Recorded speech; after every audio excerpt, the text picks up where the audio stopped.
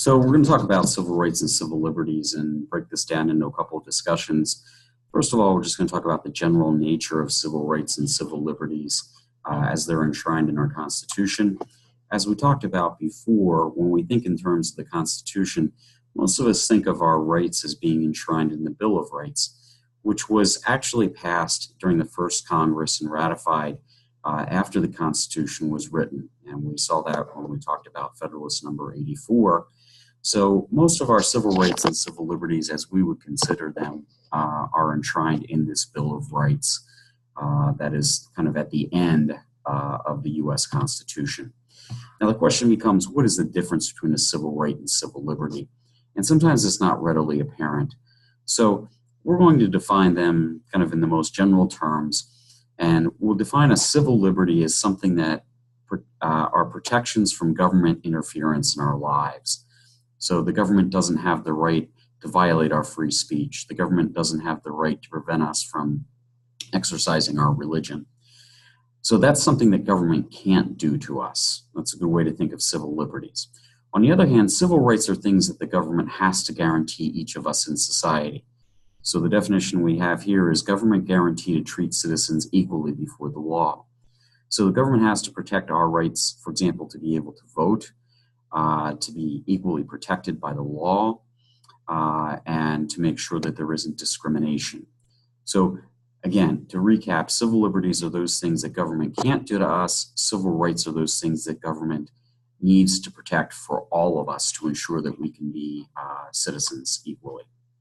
So let's take a quick look at some civil liberties here. Most of the time we think, again, as I mentioned, of civil liberties as being something enshrined in the Bill of Rights. But for example, we saw that the writ of habeas corpus is part of the main body of the Constitution, and that was that you have to be charged with a crime in order to be able to be held by the government. And again, that prevents arbitrary government. It prevents the government from throwing people that it opposes into jail and people that don't believe in what the government's doing as well. So that is the ultimate civil liberty. The government can't jail you for no reason and take away your freedom. A couple other examples of civil liberties are those things that you see here. So for example, most of the clauses contained in the First Amendment are civil liberties. So Congress shall make no law respecting an establishment of religion, right? So government can't force a religion on us, or prohibiting the free exercise thereof. So at the same time, government can't prohibit us from exercising the religion that we choose. Abridging the right of free speech, so that we're guaranteed to say things within certain limits, or the freedom of the press, again, to publish as it sees fit without interference from the government. And also, the government can't prevent us from peaceably assembling, again, within certain limitations. Right?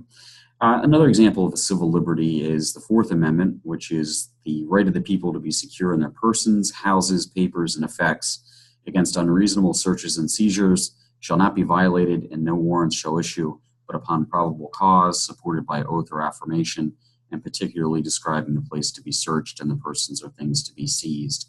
So again, this idea that the government can't just break into our private property whenever it feels like it, there has to be some reason for that, and somebody has to clear this before it actually happens. So we'll come back in 1 minute and talk a little bit more about these ideas of First Amendment rights.